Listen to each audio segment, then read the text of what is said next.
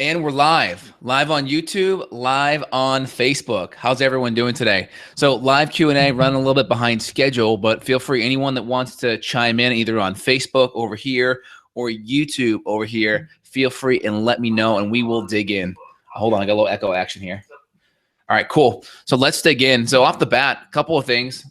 I'm starting my day off here with a little bit of high quality fat and ketones. I'm trying to get my body really into a great fat burning state. So that's kind of my goal every day, is to really become more of a fat burner. And carbohydrates are good. They can really be beneficial if you're insulin sensitive and you're at a healthy weight and activity level. You can use it to really improve exercise, a lot of glycolytic activities, weightlifting, explosive movements as well. But again, during the day, right, cortisol is high in the morning. I'm trying to really get my body into a fat burning state. So MCT, butter, collagen, really trying to get the ketones up. Now, on top of that, I have a green drink that my awesome wife made me this morning. Cucumber, parsley, kale. She also put in some beets. Now, beets are phenomenal because beets are very high in nitric oxide, not nitrous oxide, the laughing gas, but nitric oxide, NO2.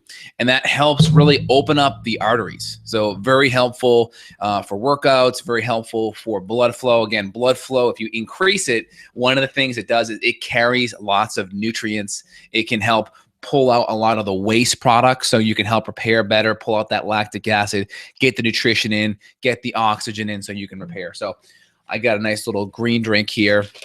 All organic, of course. The one caveat with green drinks are if you're doing it and it's not organic, you just concentrated a whole bunch of pesticides. So be mindful of that piece. So I'm going to have a swig of this too. So I got about maybe 15 grams of protein in the coffee and about 15 or so in the green drink as well. And the red color comes from the beets as well. I think so. Kale, carrot, cucumber, parsley, beet, and then a little bit of ginger to give it a little bit of spice. And ginger is awesome. Any of my patients that listen here, they know I use it as part of the die-off reaction protocols to help with reducing inflammation in the gut. Ginger is also an anticoagulant, so it prevents all the cells and all the junk from sticking together, so it kind of keeps it flowing, almost like a natural baby aspirin does to your endothelial lining. Awesome. So what's the topic? You guys tell me. I'm just kind of riffing on whatever's coming to my mind. Anyone wants to bring some things to the foreground here, we'll hit it up.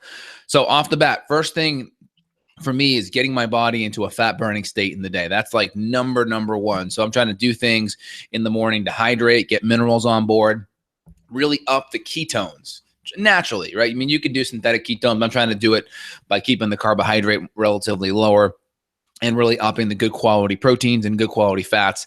Again, a lot of people keep the proteins low as well. I feel better having the proteins up, especially I had a pretty good workout yesterday. I'm feeling a little bit sore all in my chest and my back.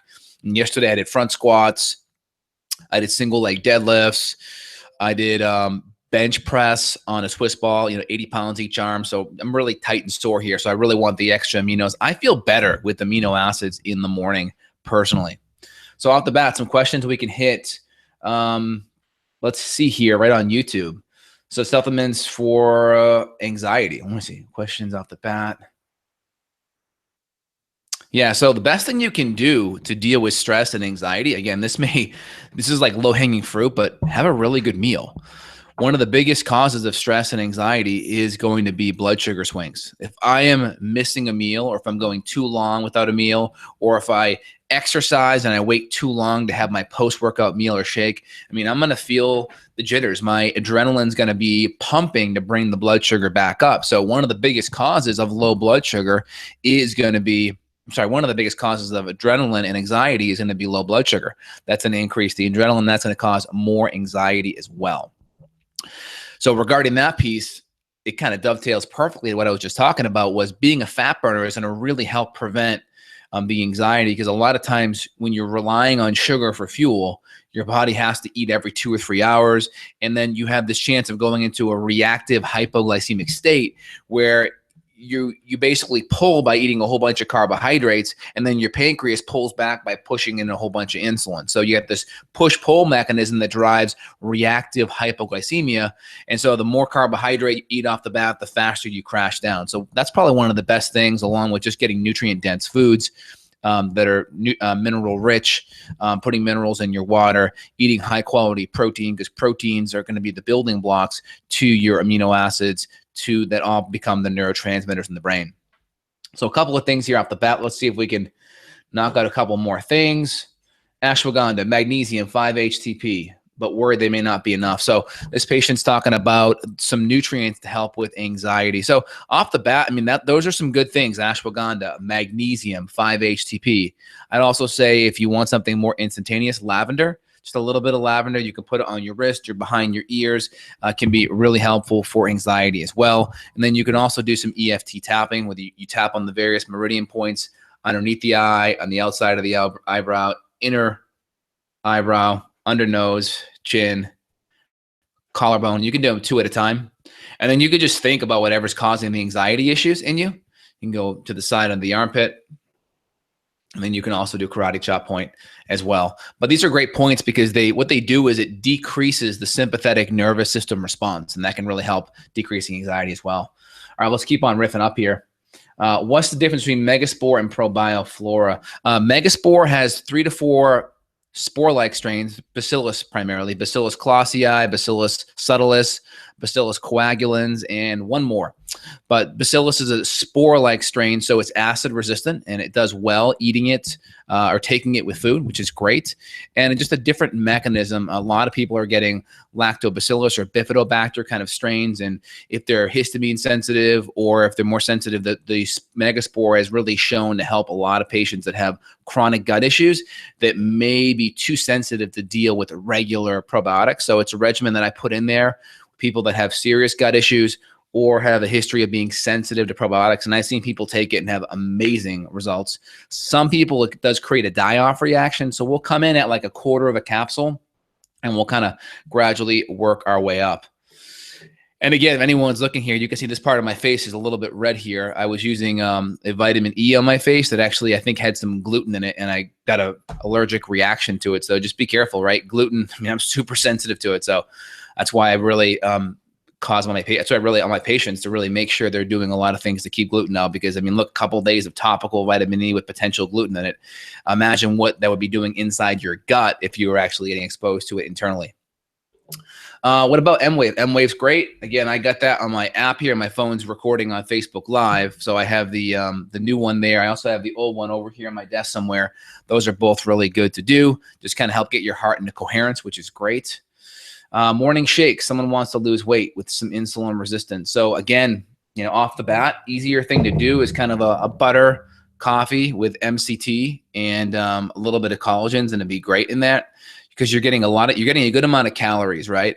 The ketones are going to keep your appetite stable, because the biggest problem with trying to lose weight by the low calorie method, it works, but the problem is it's not sustainable. So if you're at or around your weight and you want to go low calorie for a week or so to like get ready for a wedding or an event, that's fine, but long term it's not going to be sustainable.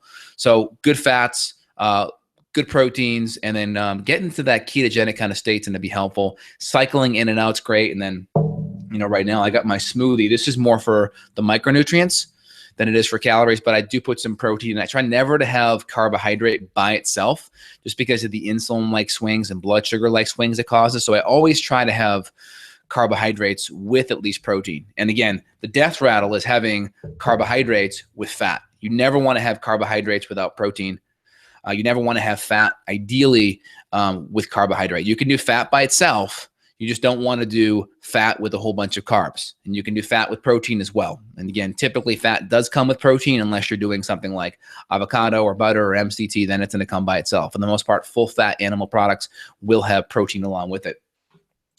What do you think of the Go Best AIP snacks, chicharrones, etc.? Well, my best AIP snacks are going to be, I like these primal jerky sticks. Those are great. Good protein, good fats. I also have some of the epic pork rinds. Those are great because if you want the mouthfeel of having potato chips and not getting all the carbohydrate in there, it's just an excellent way to get those in. Also, really starting your day with good fats, because if you do that, you're not going to need a snack. Like I'm eating right now. I'm not going to have lunch today till 2 o'clock. I'm going to go probably about at least 5 hours, but I'm having a lot of calories and I'm having good fats and I'm getting about 20 to 25 grams of protein. Maybe 60, 70% of my calories are coming from fat right now. What would you recommend for someone that has a bad overgrowth of streptococcus, targeted antibiotic, or natural alternative? Strep? Now, strep's easy to deal with gut killing herbs. So like in my line, with strep, I would use something like GI Clear 1, GI Clear 5, and GI Clear 6. Again, 1 and 6 are my gut bacterial killing herbs. 5 is a high dose emulsified oil of oregano. Those herbs work phenomenal. If you want to look at some of the ingredients in those compounds, you can go to justinhealth.com/shop and click on the GI category, and you can see some of the herbal formulations. Also, high-dose berberines are great as well, and some people even do good with like garlic as well, or the new Atrantil. But Atrantil is like hardwood. It's peppermint, and it's one other saponin, but that's really good, I think, for methane dominant SIBO. So again, I'm getting more specific. If you know what kind of bacterial gas overgrowth you have, then you can target it more specifically. But if it's just strep, you can do some of those herbs that I mentioned previous. See here, I'm getting a lot of questions piling up. Let me make sure I don't miss anyone here. What about kombucha? Can you go overboard drinking kombucha? It depends, right? Kombuchas, a lot of times I talk about it, are like the new soda. I mean, if you go look at some of the brands, I'll call them out: Buddha's Brew, Cosmic, right? They're a lot higher in sugar. My favorite 2 brands for kombucha are going to be GT Dave's, as well as, help me out here. It's stevia sweetened, not LaCroix. I almost got it last night at Whole Foods. It'll come to me. It's stevia sweetened. It's really good. It's got a different kind of strain. The GT Dave's is going to have the Saccharomyces boulardii strain, which is great. And this one's going to have, I think, a plantaris strain. It'll come to me in a minute. I'll come back to it, though. All right, let's keep on hitting it up here. Morning shake, insulin resistance. We hit that already. Let's keep on going down the list. Whatever happened to the prior co-host of BL Wellness Radio? I liked it with Evan better, by the way. Oh, Evan's still here? Yeah, we're going to do, I think, a podcast right after my Q&A here. So I just got so many interviews in the bank, I got to release them sometime. So Evan's still there. The other guy there was Barris. Barris is doing his own thing. He's off to bigger and better things, which is good for him. Let's see here. Treatment typically recommend bad overgrowth of strep. We hit that up. Tips on reversing anorexic, increasing bone density after coming off of steroids. Well, number one, if you're on corticosteroids and you have bone density issues, I would say, why were you on corticosteroids to begin with? Most people that were on corticosteroids to begin with were systemically inflamed, and they typically have poor adrenal function because your adrenals are your natural anti-inflammatory anyway, right? So if you're not able to regulate inflammation and you have a poor diet and you're inflamed, then of course you're going to be needing a systemic corticosteroid to help put out the fire. So the goal was figure out what the inflammatory mechanisms are that are accumulating and causing the breakdown, and then get your body the extra nutrients to build the bone back. So half your bone's going to be protein. The other half's going to be minerals. I got a podcast coming out we did with Evan just a couple weeks ago on joint pain and how you can build your joints back up. A collagen, broad spectrum minerals, lots of leafy greens, bone broth, good quality animal proteins will always be great. What's your take on EDTA for chelation of heavy metals? Love it. My heavy metal clear product, I use EDTA as well. I also use some products with DMPS, sometimes DMSA, but more DMPS and EDTA. They work great for chelating out heavy metals. Yes, Kavita, that's it. Kavita is the one. It's sweetened with stevia. I go between Kavita. My favorite Kavita one is the apple cinnamon. I love it. Or the mango. 1 to 2 grams of sugar in a bottle, which is phenomenal. And then with GTs, I like the ginger. I'll make my Dr. J Moscow Mule. So when I'm in the mood for a nice adult libation, I will do one of those guys. Shot of Absolute, or shot not Absolute. I use Tito's. Shot of Tito's, half a lime, and then I'll do the ginger kombucha. Or I'll typically do a very low sugar Prosecco or sparkling wine. Those are my go-tos. Typically do it with some vitamin C or charcoal. But just drinking the Kavita in general is phenomenal as well. Let's keep on hitting it up here. Is there a point between a lower carb and keto, which has no benefit, and should decide which one to do and to go with? Is keto a problem with a woman with adrenal and hormone issues? Again, that's a great question, Kendra. So off the bat, many people with adrenal issues, it could be from insulin resistance. So if you have insulin resistance off the bat, where your carbohydrate intake has been so high and your cells are numb to sugar, meaning you can't really get sugar into your cell, your body's too busy storing it as fat because of the insulin resistance. Going lower carb and going keto off the bat can be very helpful because insulin resistance can affect your hormones. As a female, it can increase testosterone levels via the 1720 lyase enzyme. As a male, it can increase estrogen via the aromatase enzyme. So it's this cruel joke Mother Nature plays on us when we consume foods with excess insulin-causing compounds. Men turn into women and women turn into men. Cruel joke. But on top of that issue, going ketogenic can be helpful because they can help sensitize your body to insulin, meaning your body needs less insulin to get the same response. Now, again, activity level is going to determine whether you're ketogenic or not, because low carb at 200 grams while doing some serious activity and being insulin sensitive, you may still be ketogenic. I did a podcast with Ben Greenfield a couple of years back where he talked about being, at 250 grams of carbohydrate in a day and still being ketogenic. So that's kind of important. Now, if you're someone like Jimmy Moore, who I interviewed him 2 weeks ago, he's got to be at that 20 to 30 gram amount to kind of get into ketosis. So everyone has to figure out what works for them. You can get one of the ketone meters here. Here's one I use. This wasn't even staged. I just always have it here next to me. But this is the Abbott Precision Extra. See right here. And then you get these little purple guys and you can test your ketones. Right now, I'm probably sitting at about 0.5 to 0.7 millimoles of ketones, which is great. Again, a lot of people do really good at 1, but getting, above 0.5 to 1 is a pretty good place therapeutically. And again, if you have like neurological conditions like Alzheimer's, Parkinson's, those kind of things, you may want to be higher, up to 2 or so. Hopefully I answered that question. Seasonal allergies. Is there an episode on it? Yep, there is. You can go check out beyondwellnessradio.com or Justin Health and just put it in the search bar. All of the podcasts are transcribed, so you can find any articles on that. My big things for allergies are going to be pretty simple. Making sure you have enough hydrochloric acid. I know, crazy, but low hydrochloric acid levels can increase your chance of allergies. Number 2, bromeline's great. It's a really good enzyme. Number 3, NAC or N-acetylcysteine is great. Number 4, stinging nettle is great. Number 5, quercetin is great. These are all great compounds to help with allergies naturally. I get it. My product line, it's Allerclear. Allerclear has all those ingredients. It has stinging nettle, it has quercetin, and it also has potassium bicarbonate as well. And then some vitamin C is great too. It's a histamine degranulator. Let's keep on hitting it up. What are your thoughts on Bulletproof Collagen Protein? I think Bulletproof Collagen Protein is really good quality protein. I went and sourced my own out as well, and I created my own line called True Collagen. I'm able to source that from grass-fed cows down in South America. I think it's Argentina we source them from exactly, and it's going to be all organic grass, no GMO. I just wanted to make sure I could bring to the market just the highest quality for myself and for my patients, and that's what I'm actually consuming here right now. All right, Corey, you said he hadn't been taking it, but I really think it's what's your take? Let's see here. ND prescribed tricycline, NAC, mastica gum to get rid of SIBO. I asked if he ever heard of Claire Lab Interface Plus because I'm concerned with biofilms. Yeah, so regarding gut stuff and biofilms, tricycline is a really good product. That's by, I think, Allergy Research Group. Mastic's good. That's going to be a good one for H. pylori primarily, not necessarily SIBO, but if there's H. pylori with the SIBO, that will definitely help. And then the Claire Labs is the enzymes with the EDTA and such. There's a little bit of egg in that product, so just be careful you're not egg sensitive. That may or may not be enough. I would be definitely adding in some other herbs. Again, in my line, GI Clear 1, 6, and 5 would be ones that I'd be rotating in to help with that. All right, let's keep on going down the list here.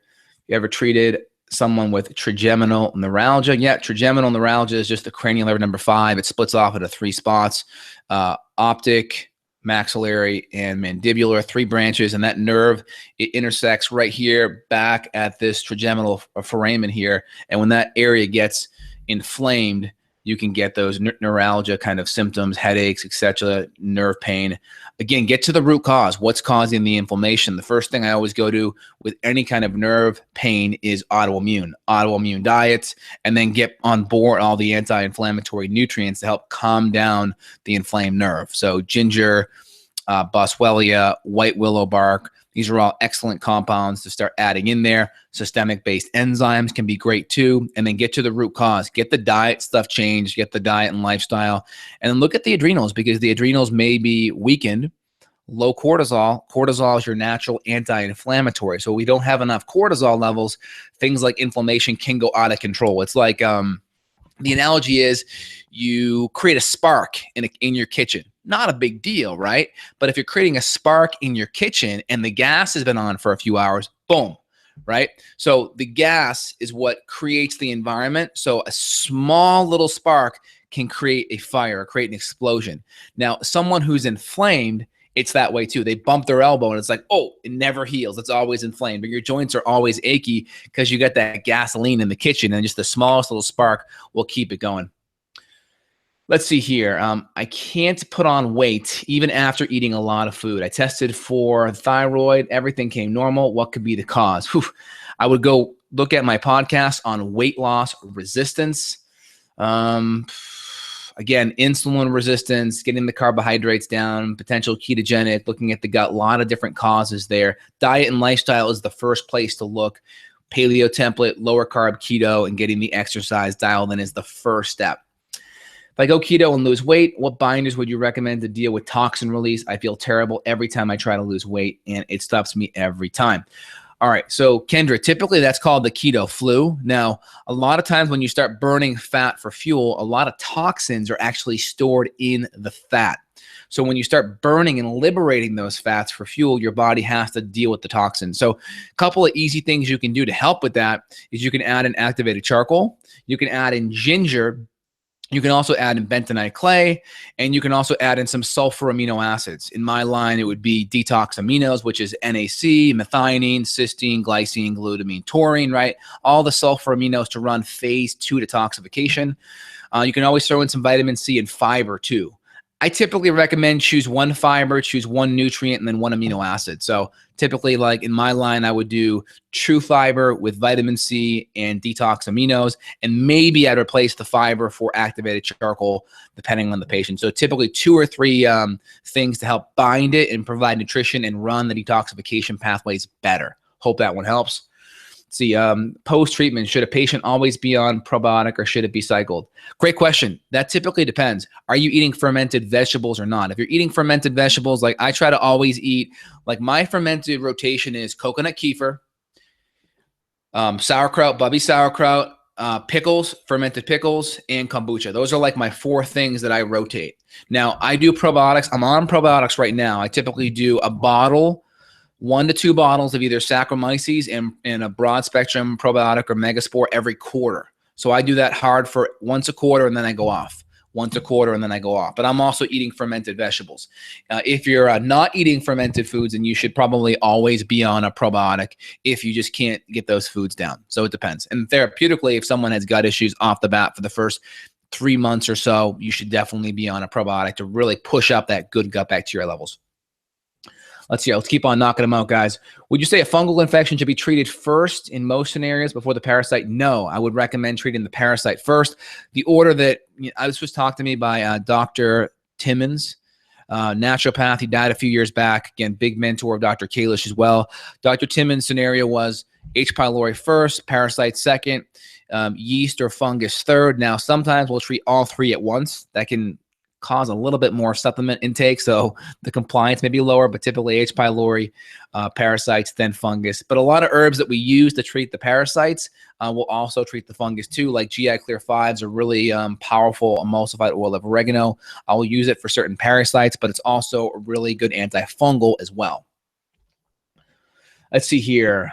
95% of nutrients and minerals are intercellular.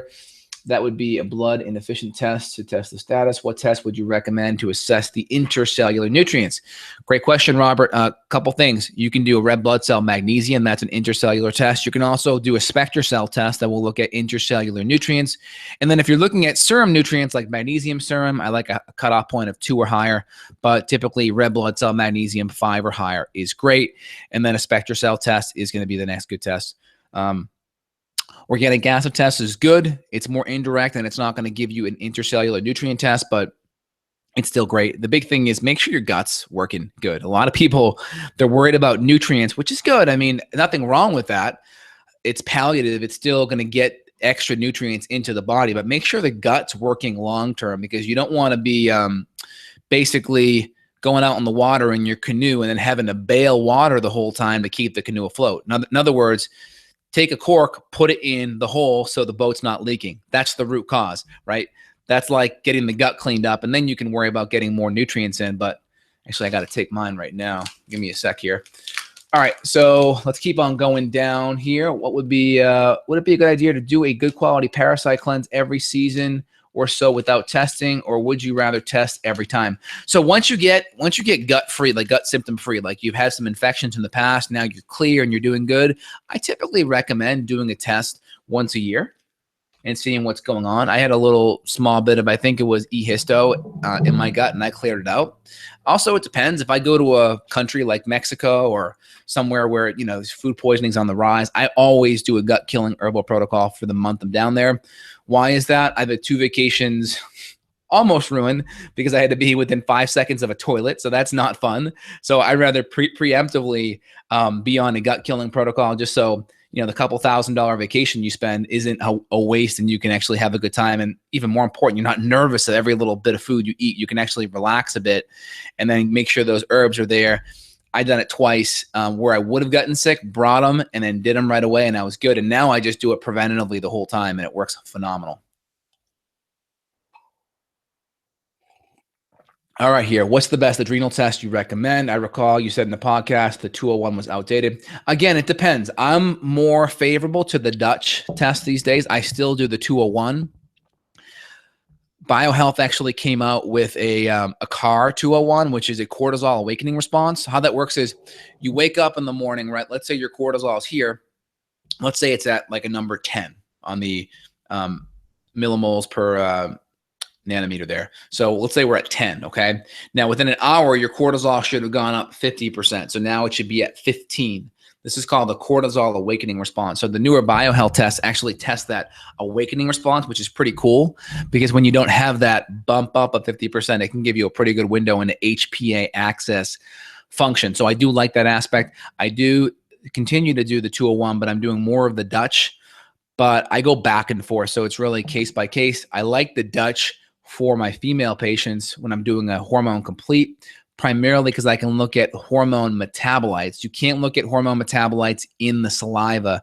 You can do hormone metabolites in the urine. So I like that for my female hormone patients, or people that have a lot of hormone potential related issues, like men like the gynecomastia or estrogen issues. I'll run the Dutch, but I still like the 201 because of its ease and simplicity. The biggest issue with the Dutch, because you have to pee on those little strips, it's a morning, 1 hour later, and then at 5 p.m. So you don't get that 1 or 12 o'clock saliva one, just because most people are working during the day and can't, you know, go to the restroom at work and pee on a strip and let it dry for an hour. So that's the downside of the Dutch. So we kind of weigh it out, but I'm looking at more of doing the cortisol awakening response. And we got Dr. Brian Timmons, Dr. Bill Timmons' son, will be on the show real soon to talk about the CAR cortisol awakening response test. All right, let's keep on hitting it up here, guys. Let's see here. Candles. And I started mouth taping. Heard about it on Mike Mutzel's podcast at night to ensure nose breathing. I feel like my adrenals are stronger. Why do you think that would be? Really simple, because when you breathe, you activate the olfactory nerves, right? Cranial number 1. Olfactory, yeah. So number 1 cranial nerve is the olfactory, and that's in the nose up in here. And that stimulates the parasympathetic nervous system. So when you breathe through the nose, you really activate the parasympathetic response. The parasympathetic are the rest and digest. And again, it's like a seesaw. So when you activate the parasympathetics, the sympathetics go down, right? So sympathetics are what winds up the adrenals. So the adrenals work off of the sympathetic nervous system response. So the more you stimulate the parasympathetics, nose breathing, M wave, stabilizing blood sugar, attitude to gratitude, good exercise, good sleep, you get the parasympathetics activated and you lower the sympathetics. That's probably why. What about synthetic vitamins? Some studies say that they are useless and more damaging than helping. What do you think? Again, it depends. Like some of the HOPE-2 studies regarding vitamin E, they just look at D-alpha tocopherol. So if you look at like my multi-support pack, it's got all the mixed tocopherols in it. It's got the alpha, the beta, the gamma, the delta. So it depends. Like isolated synthetic nutrients, not good, but in conjunction with the whole spectrum is going to be great. And again, you're taking your supplements with food anyway. So it's not like you're relying on those nutrients. Those supplements are just there to help kind of fill in the gaps of what's missing in the food that you're eating. So you don't want to ever be missing meals. You want to be eating and then use those supplements to kind of boost the nutrient density in the food that you're already having, which is great. And again, other nutrients are going to be bound to amino acids so we can get better absorption. If we're just relying on like a whole food type of philosophy for getting nutrients in supplementally, you're just not going to get the nutrients up from a therapeutic perspective. So binding nutrients to amino acids is great, like a very zinc chelate or a magnesium glycinate or a selenomethionine. These are going to be nutrients bound to amino acids. I like that because you get the absorption really high and you can have a therapeutic dose. So just kind of keep that in mind. Is it true that when you take herbals to kill off SIBO, that you should eat some FODMAP, so bacteria exposed to the herbs? Yeah, I talked about that. So it's like going into water and you're trying to get the sharks to come, right? Well, if you want to go, let's say fish for shark, you probably have to chum the water. So think of the chum that attracts the sharks is like the carbohydrates or the extra carbohydrates or extra sugar or extra FODMAPs that will help pull that SIBO bacteria or pull that fungus bacteria out. So yeah, I'm telling more of my patients these days to work on upping their carb content or upping their FODMAP content within reason. Some people, they just feel like crap. So it doesn't make sense to do that, but others, it totally makes sense. So figure out what works for you, up the amount just enough so you're not feeling essentially miserable or bad. And that's a good thing. That'll essentially chum the water. And then we'll come in there with our harpoons of gut-killing herbs and knock them out. Hope that one helps. Let's see here. The Colton to make the nutrients, say to divide the nutrients that compete for absorption. Does that mean that all-inclusive vitamins are that effective? No, personally, I think that's more of a marketing ploy to make their product more niche or more unique than others to kind of separate themselves from the pack. I think it's a good idea. I think their products are high quality. I just think the nutrient timing thing is well overdone for sure. Is there a direct correlation between severe skin rashes and or hives with having the health challenges in the gut? Absolutely.